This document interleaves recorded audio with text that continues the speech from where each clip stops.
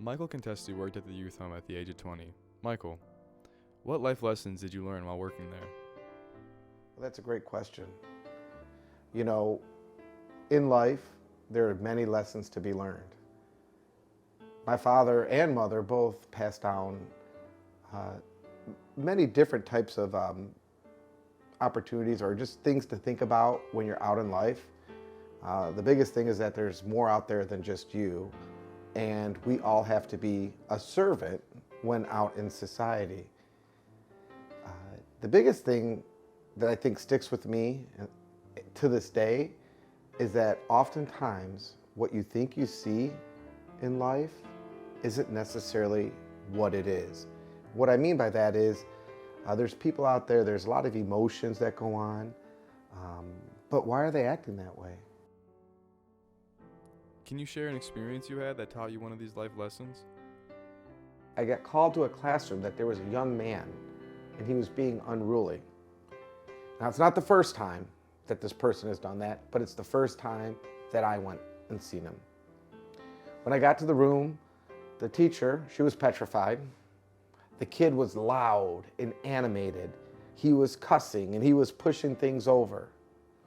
So I immediately told that young man, out in the hallway right now, separated him out of that environment because I knew something was going on, and I knew if I could get him away from that environment, I'd be able to take care of him. There were a lot of children there that were abused, neglected, that were in gangs at the age of 12. Unfortunately, a lot of these children did not have good relationships with their parents or with any other family members. They were basically left to fend on their own, and the only way they knew how to do that was, unfortunately, to get themselves in trouble. So, Do you think that Michael had the skill sets necessary to help those children? And if so, why? oh, absolutely. And why? Because It really kind of made me think, because you see all these kids doing all these bad things and stuff and acting out and doing all this, and it kind of makes you like, oh, well, like, why are they doing that? Or, like, kind of frustrates you in a way. And you don't really take the time to consider how they feel or what they're going through or what they've been through before. Well, what happens when the individual breaks the rules and is loud and is cussing and swearing and not doing the work that they're supposed to do, we're to take them back to their room, call it, like, lack of better terms, like a solitary confinement. They have to go there and think about what it is that they did. I think that all children, whether good attention or bad attention, they want some sort of attention. Right. And they're going to do what they can to get it. So I took it back there, but I went back up to the classroom and I asked the teacher, I said, can you please give me the assignment that you were working on? So she gave me the paper and a pencil. I said, can I get a couple copies? She's like, sure. Went back, went into the room and gave the young man the assignment. I said, listen, you know, just because you're not in the classroom, you're still required to do the work. You're going to need to do this work. And I gave him the pencil and I gave him the sheet, and I left the room. Almost instantly, I heard the pencil snap.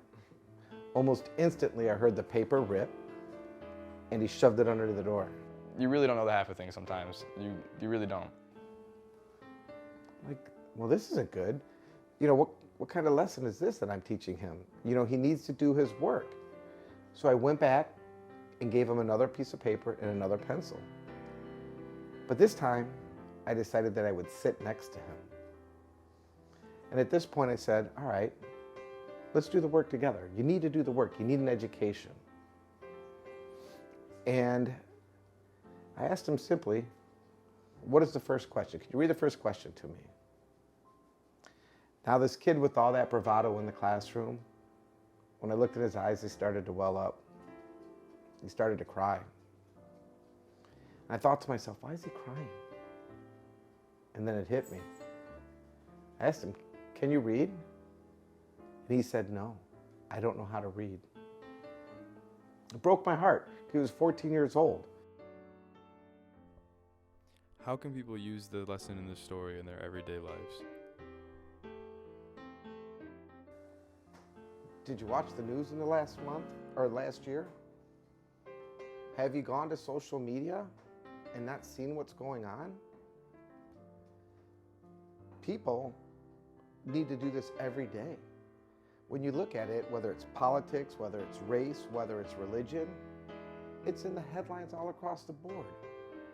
You know, I'm guessing, I'm no genius, but maybe it's because people aren't asking the right questions.